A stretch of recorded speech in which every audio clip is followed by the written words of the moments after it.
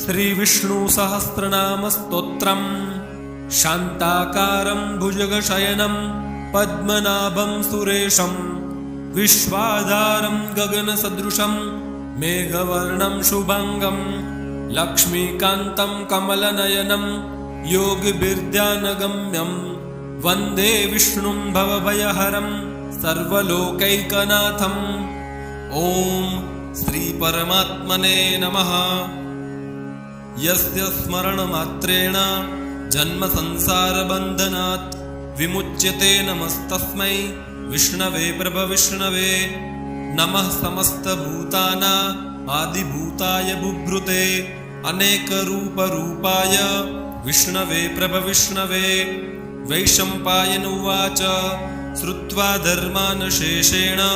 पावनानि च सर्वशः युधिष्ठिरः सान्तनवम् पुनरेवाभ्यभाषत। युधिष्ठिर उवाच किमेकं दैवतं लोके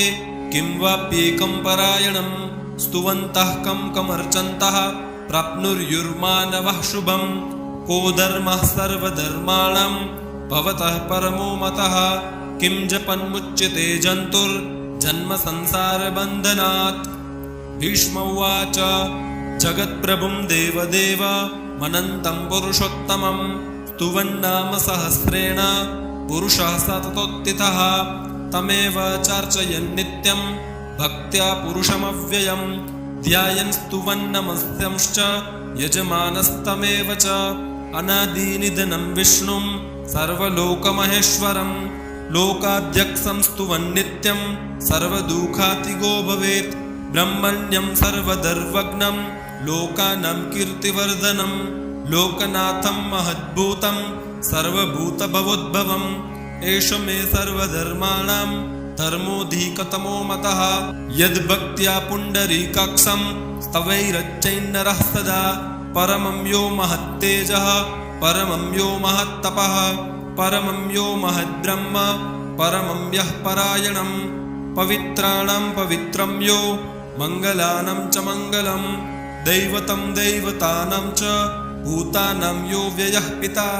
यतः सर्वाणि भूतानि भवन्त्यादियुगागमे यस्मिंश्च प्रलयं यान्ति पुनरेव युगक्षये तस्य लोकप्रधानस्य जगन्नाथस्य भूपते विष्णुर्नाम सहस्रं मे शृणु पापभयापहम्। यानि नामानि गौणानि विख्यातानि महात्मनः ऋषिभिः परिगीतानि तानि वक्ष्यामि भूतये। ॐ विश्वं विष्णुर्वषट्कारो भूतभव्या भवत्प्रभुः भूतकृद्भूतभुद्भावो भूतात्मा भूतभावनः भूतात्मा परमात्मा च मुक्तानां परमागतिः अव्ययः पुरुषः साक्षी क्षत्रज्ञोऽक्षर एव च योगो योगविदां नेता प्रधानपुरुषेश्वरः नारसिंहः वपुः श्रीमान् केशवः पुरुषोत्तमः सर्वः सर्वः शिवस्थाणुर्भूतादिर्निधिरव्ययः सम्भवो भावनो भर्ता प्रभवः प्रभुरीश्वरः स्वयंभुः शम्भुरादित्यः पुष्कराक्षो महास्वनः अनादिनिधनो दाता विधाता धातुरुत्तमः अप्रमेयो ऋषिकेशः पद्मनाभो मरप्रभुः विश्वकर्मा मनुस्त्वष्टा स्थविष्टः स्थविरो ध्रुवः अग्राह्यः शाश्वतः कृष्णो लोहिताक्षः प्रतर्दनः प्रभूतस्त्रीककुब्धाम पवित्रं मङ्गलं परम् ईशानः प्राणदः प्राणो ज्येष्ठः श्रेष्ठः प्रजापतेः हिरण्यगर्भो भूगर्भो माधवो मधुसूदनः ईश्वरो विक्रमी धन्वी मेधावी विक्रमः क्रमः अनुत्तमो दुरादर्शः कृतज्ञः कृतिरात्मवान् सुरेशः शरणं शर्म विश्वरेतः प्रजाभवः अह संवत्सरो व्यालः प्रत्ययः सर्वदर्शनः अजः सर्वेश्वरः सिद्धः सिद्धिः सर्वादिरच्युतः वृषा कपिरमेयात्मा सर्वयोगविनिःस्पृतः वसुर्वसुमनः सत्यः समात्मा संमितः समः अमोघः पुण्डरीकाक्षो वृषकर्मा वृषाकृतिः रुद्रो बहुशिरा बभ्रुर्विश्वयोनिः सृजस्रवः अमृतः शाश्वतः स्थाणुर्वरारोहो महातपः सर्वगः सर्वविद्वानुर्विश्वक्सेनो जनार्दनः वेदो वेदविदव्यङ्गो वेदांगो वेदवित्कवेः लोकाध्यक्षः सुराध्यक्षो धर्माध्यक्षः कृताकृतः चतुरात्मा चतुर्व्यूहश्चतुर्द्रष्टश्चतुर्भुजः ब्राजष्णुर्भोजनं भोक्ता सहिष्णुर्जगदादिजः अनगो विजयो जेता विश्वयोनिः पुनर्वसुः उपेन्द्रो वामनः प्रांशु रमोघः शुचिरोर्जितः अतीन्द्रः संग्रहः सर्गो द्रुतात्मा नियमो यमः वैद्यो वैद्यः सदा योगी वीरः माधवो मधुः अतीन्द्रियो महामायो महोत्साहो महाबलः महाबुद्धिर्महावीर्यो महाशक्तिर्महाद्युतिः अनिर्देश्य वपुः श्रीमान् मेयात्मा महाद्रिदृक् महेश्वासो महीभर्ता श्रीनिवासः सतां गतिः अनिरुद्धः सुरानन्दो गोविन्दो गोविदाम्पतिः मरीचिर्दमनोहंसः सुपर्णो भुजगोत्तमः हिरण्यनाभः सूतपः पद्मनाभः प्रजापतिः अमृत्युः सर्वदृक्सिंहः सन्धाता सन्धिमान् स्थिरः अजो दुर्मर्षणः शास्ता विस्तृतात्मा सुरार्यः गुरुर्गुरुत्तमो धाम सत्यः सत्यपराक्रमः निमिषो निमिषस्त्रग्वी वाचस्पतिरुदारदेः अग्रणिर्ग्रामणिः श्रीमान् न्यायो नेता समीरणः सहस्रमूर्धा विश्वात्मा सहस्राक्षः सहस्रपात् आवर्तनो निवृत्तात्मा संवृतः संप्रमर्दनः संवर्तको वह्नि रनीलोधरणीधरः सुप्रसादः प्रसन्नात्मा विश्वदृग् विश्वभुग् विभुः सत्कर्ता सत्कृतः साधुर्जह्नुर्नारायणो नरः असंख्येयो प्रमेयात्मा विशिष्टः शिष्टकृच्छुचिः सिद्धर्थः सिद्धसंकल्पः सिद्धिदः सिद्धिसाधनः वृषा हि वृषभो विष्णुर्वृषपर्वा वृषोदरः वर्धनो वर्धमानश्च विविक्तः स्तुतिसागरः सुभुजो दुर्धरो वाग्मी महेन्द्रो वसुदो वसुः नैकरूपो बृहद्रूपः शिपिविष्टः प्रकाशनः ओजस्तेजोद्युतिधरः प्रकाशात्मा प्रतापनः रुद्धः स्पष्टाक्षरो मन्त्र चन्द्राशुर्भास्करद्युतिः अमृतांशुद्भवो भानुः शशबिन्दुः सुरेश्वरः औषधं जगतः सेतुः सत्यधर्मपराक्रमः भूतभव्यभवन्नाथः पवनः पावनो नलः कामः कामकृत्कान्तः कामः कामप्रदः प्रभुः युगादिकृद्युगावर्तो नैकमायो महाशनः अदृश्यो व्यक्तरूपश्च सहस्रजितनन्दजित् इष्टो विशिष्टः शिष्टेष्टः शिखण्डी नहुषो वृषः क्रोधः क्रोधकृत्कर्ता विश्वबाहुर्महीधरः अच्युतः प्रथितः प्राणः प्राणदो वासवानुजः अपां निधिर्निष्ठानमप्रमत्तः प्रतिष्ठितः स्कन्दः स्कन्दधरो दुर्यो वरदो वायुवाहनः वासुदेवो बृहद्भानु रादिदेवः पुरन्दरः अशोकस्तारणस्तारः शूरः शौरिर्जनेश्वरः अनुकूलः शतावर्तः पद्मी पद्मनिवेक्षणः पद्मनाभोरविन्दाक्षः पद्मगर्भः शरीरभृत् महर्दिरुद्धवृद्धात्मा महाक्षो गरुडध्वजः अतुलः शरभो भीमः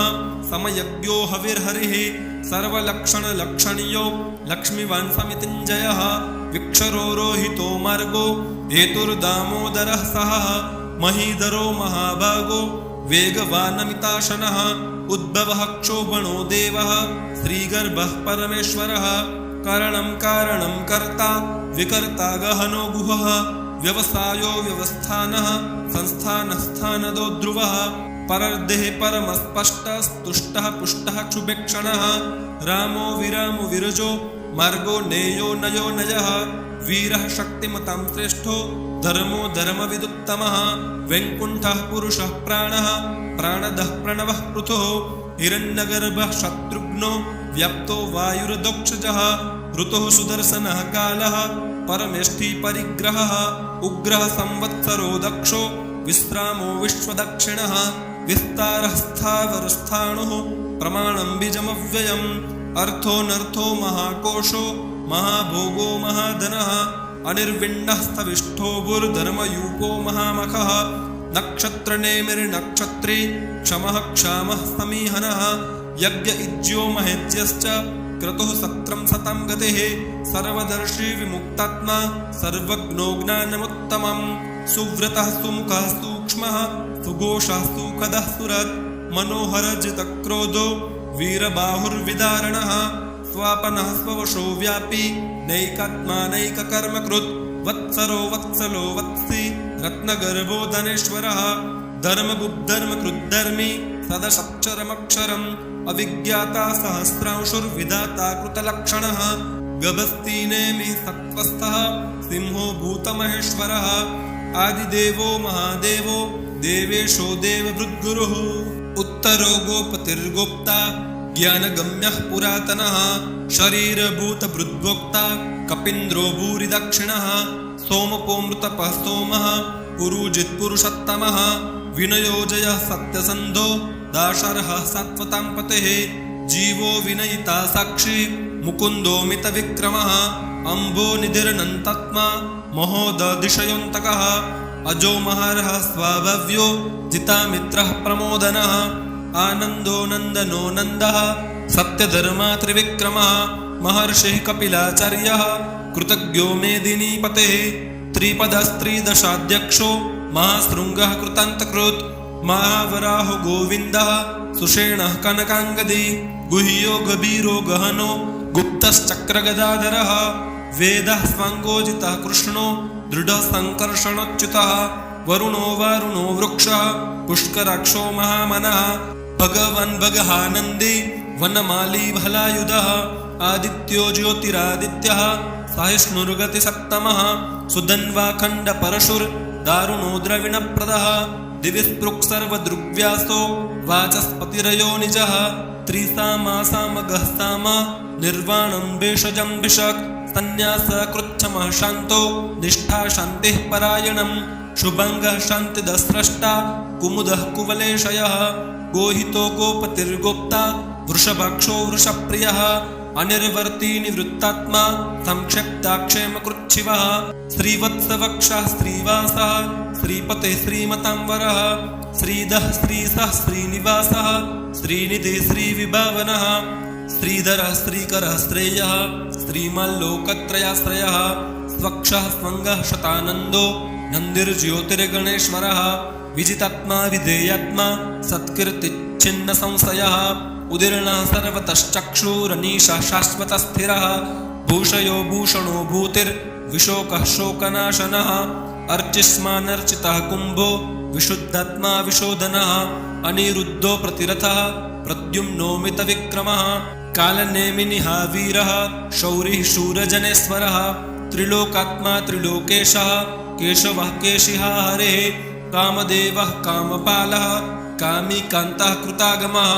अनिर्देश्य वपुर्विष्णुर्वीरो नन्तो धनञ्जयः ब्रह्मण्यो ब्रह्मकृद्ब्रह्म ब्रह्म ब्रह्मा विवर्धनः ब्रह्मविद्ब्रह्मणो ब्रह्मी ब्रह्मज्ञो ब्रह्मणप्रियः महाक्रमो महाकर्म महातेजा महारगः महाकर्तुर्महायज्वा महायज्ञो महाहवेः स्तव्यः स्तवप्रियः स्तोत्रम् स्तुतिः स्तोतारणप्रियः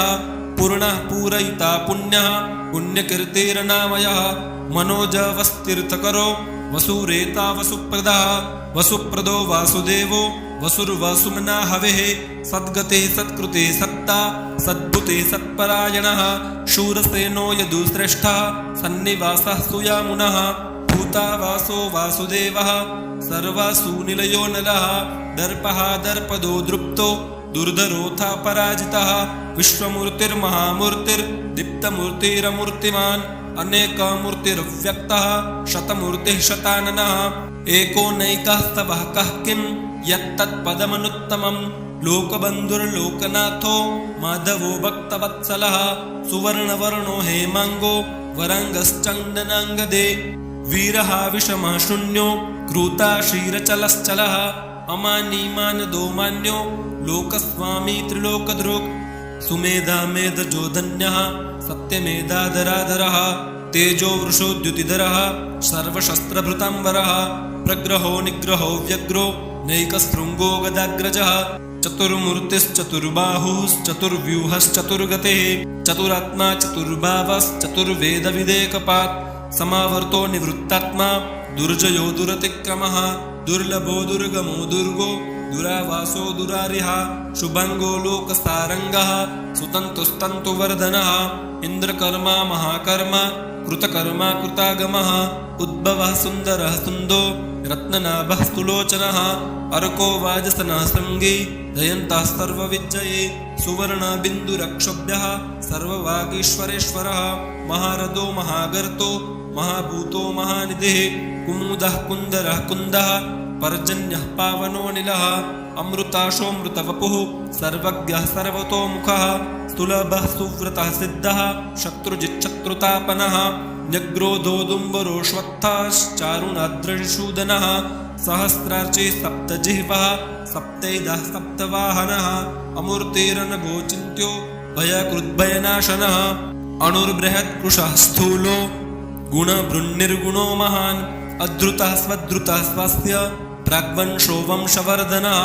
भारभृत्कथितो योगी योगीशः सर्वकामदः अस्त्रमः श्रमणः क्षामः सुपर्णो वायुवाहनः धनुर्धरो धनुर्वेदो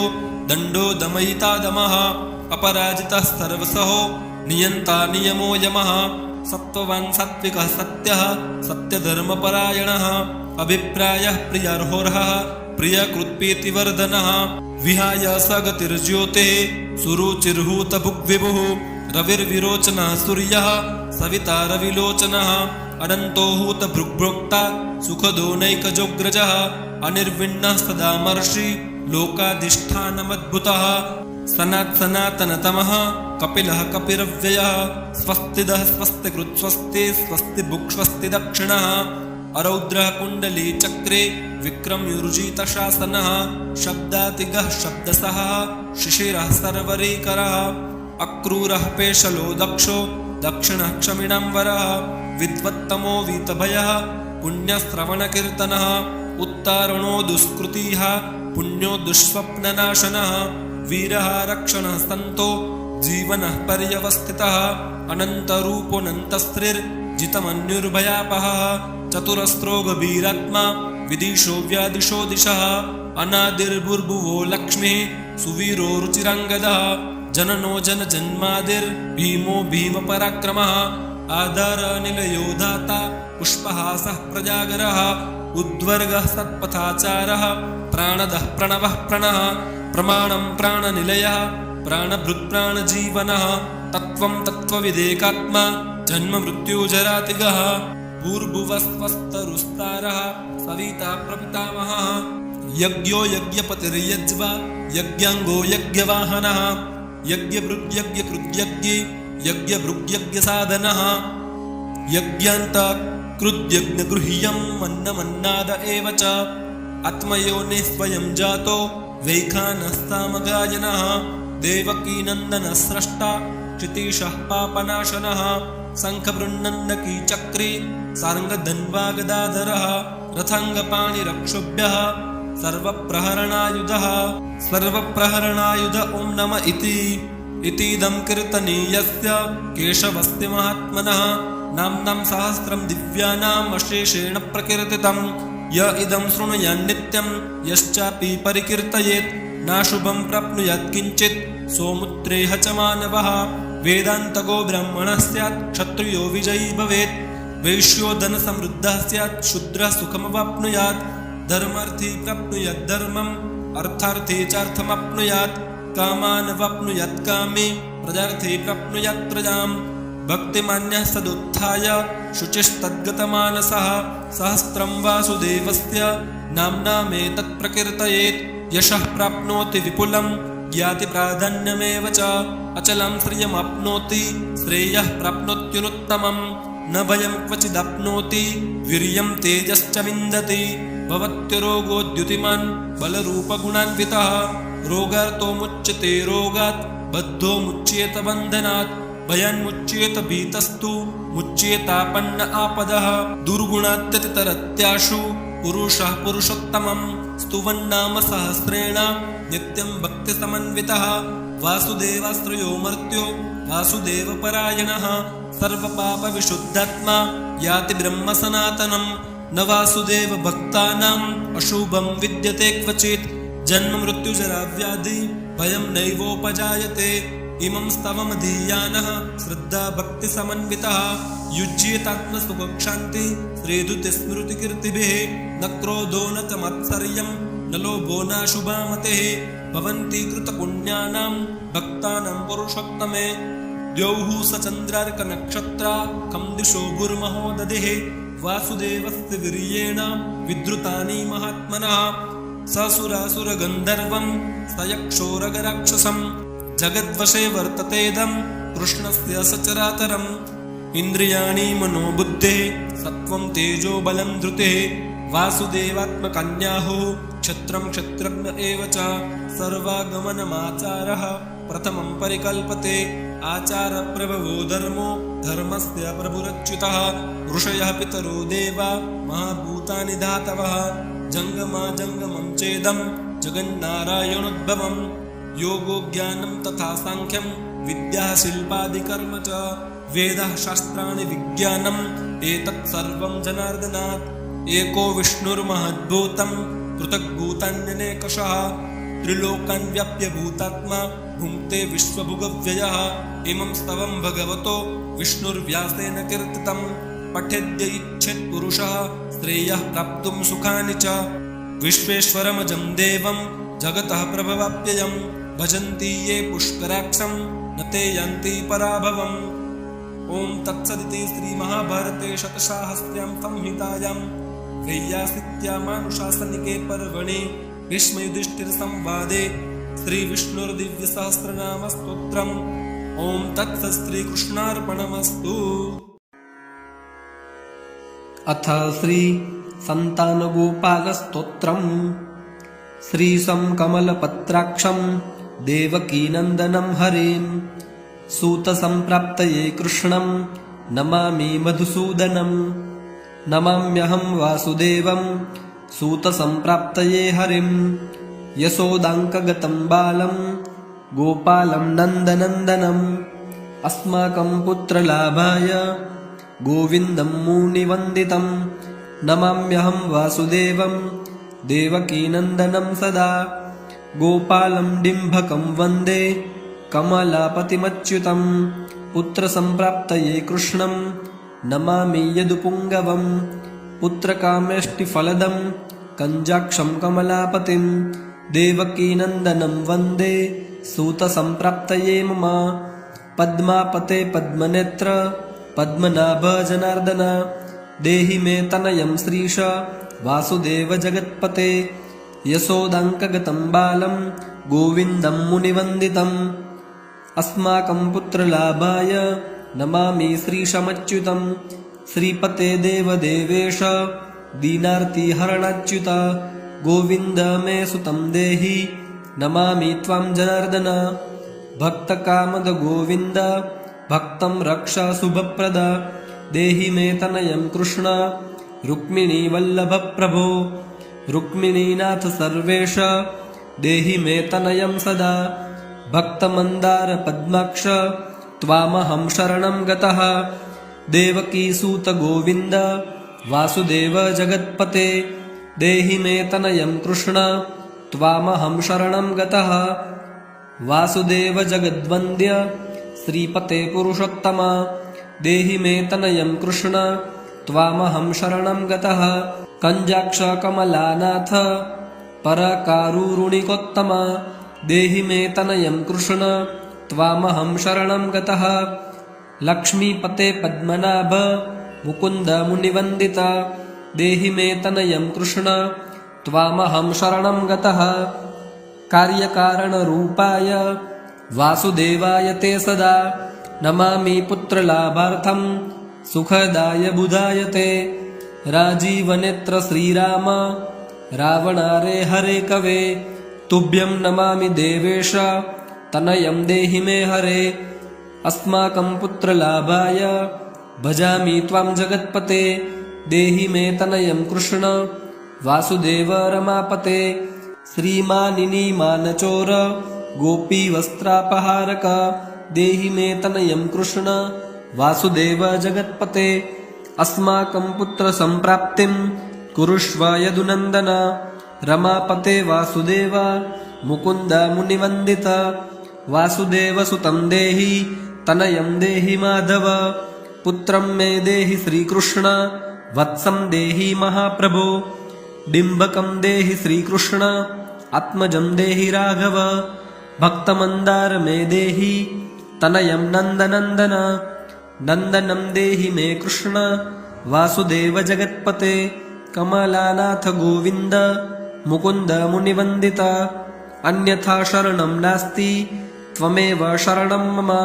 सूतं देहि श्रियं पुत्रं प्रदेहि मे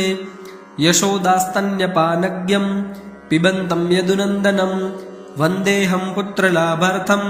कपिलाक्षं हरिं सदा नन्दनन्दन देवेश नन्दनं देहि मे प्रभो रमापते वासुदेव श्रियं पुत्रं जगत्पते पुत्रं श्रियं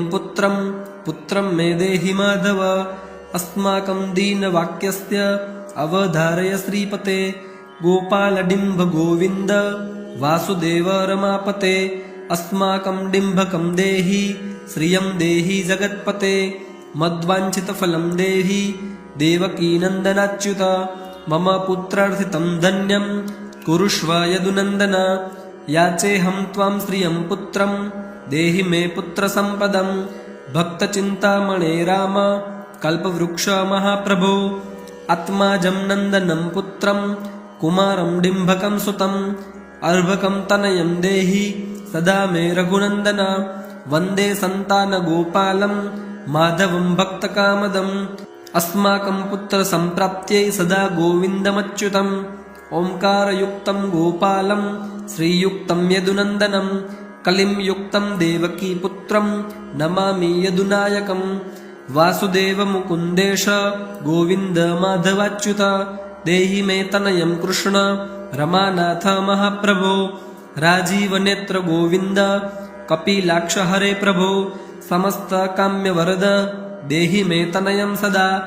अब्जपद्मनिभं पद्म वृन्दरूप जगत्पते देहि मे वरसत्पुत्रं रमानायक माधव नन्दपालधरापाल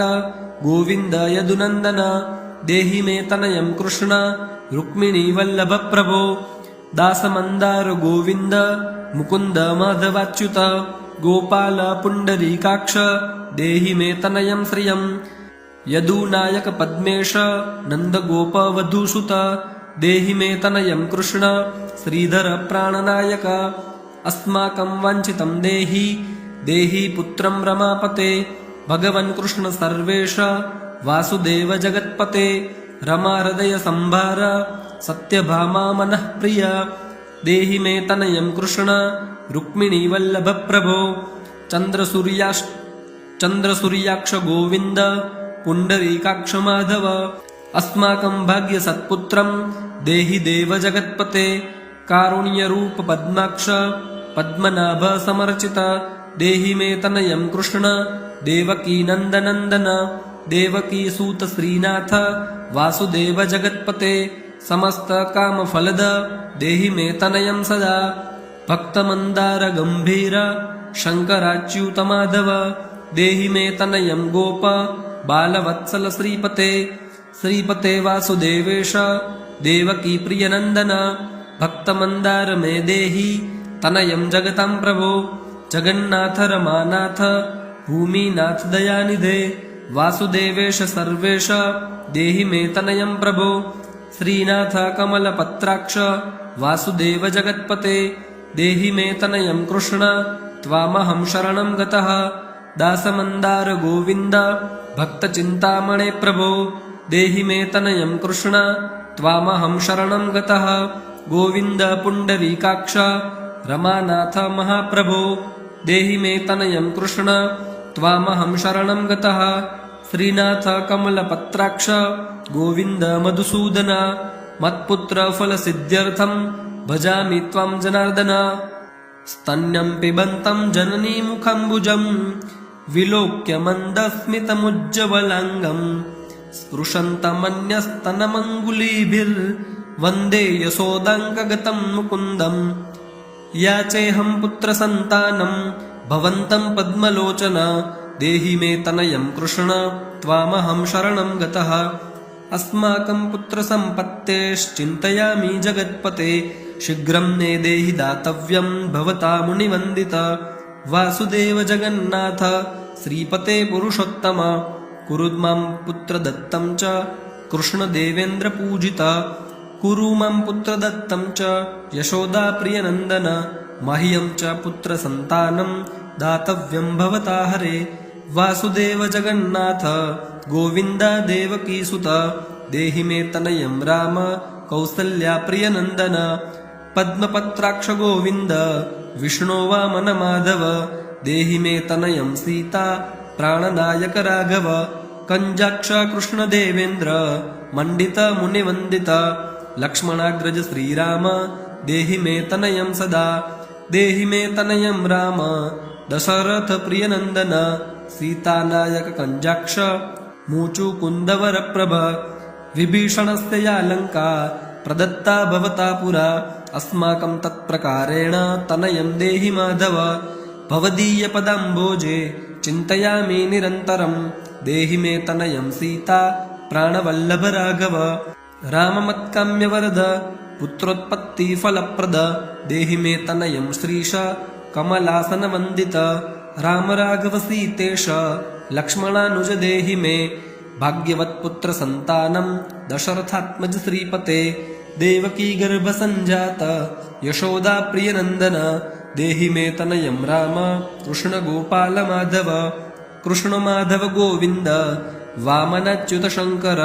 देहि मे तनयं श्रीश गोपबालकनायक गोपबालमहाधन्य गोविन्दाच्युत माधव देहि मे तनयं कृष्ण वासुदेव जगत्पते दिशतु दिशतु पुत्रं देवकीनन्दनोऽयं दिशतु दिशतु शीघ्रं भाग्यवत्पुत्रलाभं दिशति दिशतु श्रीशो राघवो रामचन्द्रो दिशतु दिशतु पुत्रं वंशविस्तारहेतुः दीयतां वासुदेवेन तनयो मत्प्रियः सुतः कुमारो नन्दनः सीता नायकेन सदा मम राम राघव गोविन्द देवकी सुत माधव देहि मे तनयं श्रीश गोपबालकनायक वंशविस्तारकं पुत्रं देहि मे मधुसूदन सूतं देहि सुतं देहि त्वामहं शरणं गतः ममाभीष्टसुतं देहि कंसारे माधवाच्युत सूतं देहि सुतं देहि त्वामहं शरणं गतः चन्द्रार्ककल्पपर्यन्तं तनयं देहि माधव सूतं देहि सुतं देहि त्वामहं शरणं गतः विद्यावन्तं बुद्धिमन्तं श्रीमन्तं तनयं सदा देहि मे तनयं कृष्ण देवकीनन्दन प्रभो नमामि त्वं पद्मनेत्र सुतलाभाय कामदं मुकुन्दं पुण्डरीकाक्षं गोविन्दं मधुसूदनं भगवन् कृष्ण गोविन्द सर्वकामफलप्रद देहि मे तनयं स्वामिं त्वामहं शरणं गतः स्वामिं त्वं भगवन् राम कृष्णमाधव कामद देहि मे तनयं नित्यं त्वामहं शरणं गतः तनयं देहि गोविन्द कञ्जाक्ष कमलापते सूतं देहि सुतं देहि त्वामहं शरणं गतः पद्मापते पद्मनेत्र पद्युम्न जनकप्रभो सूतं देहि सुतं देहि त्वामहं शरणं गतः शङ्खचक्र गदा खड्ग सार्ङ्गपाणे रमापते देहि मे तनयं कृष्ण त्वामहं शरणं गतः नारायण रमानाथ राजीवपत्रलोचन सूतं मे देहि देवेश पद्मपद्मानुवन्दित राम राघव गोविन्द देवकी वरनन्दन रुक्मिणीनाथ सर्वेश नारदादिसुरार्चित देवकी सुत गोविन्द वासुदेव जगत्पते देहि मे तनयं श्रीश गोपबालकनायक मुनिवन्दित गोविन्द रुक्मिणी वल्लभ प्रभो देहि मे तनयं कृष्ण त्वामहं शरणं गतः रमार्दय पङ्केज लोलमाधव कामद ममाभीष्टसुतं देहि त्वामहं शरणं गतः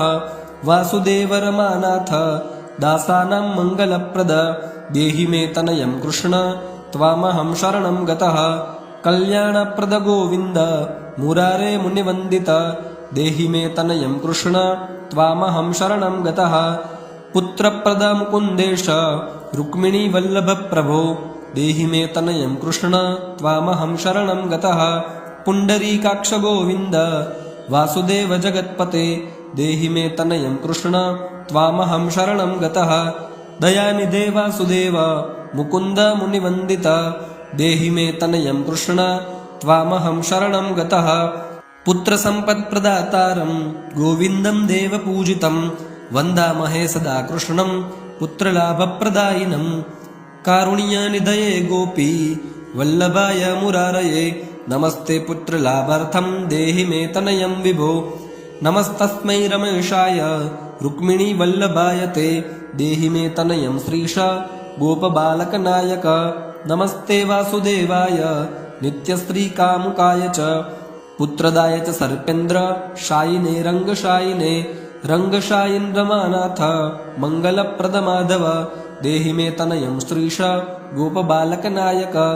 दासस्य मे सुतं देहि दीनमन्दार राघव सूतं देहि पुत्रं देहि रमापते यशोदातनयाभीष्ट पुत्रदानरतः सदा देहि मे तनयं कृष्ण त्वामहं शरणं गतः मदिष्टदेव गोविन्द वासुदेव जनार्दन देहि मे तनयं कृष्ण त्वामहं शरणं गतः नीतिमान् धनवान् पुत्रो विद्यावंश प्रजापते भगवंस्त्वत्कृपायाश्च वासुदेवेन्द्रपूजित यः पठेत् पुत्रशतकं सोऽपि सत्पुत्रवान् भवेत् श्रीवासुदेव कथितं स्तोत्ररत्नं सुखाय च जपकाले पठन् नित्यं पुत्रलाभं धनं श्रियम् ऐश्वर्यं राजसम्मानं सद्यो याति न संशयः जय जय श्री संतान गोपाल स्तोत्रम् ओम तत्सत् श्री कृष्णार्पणमस्तु।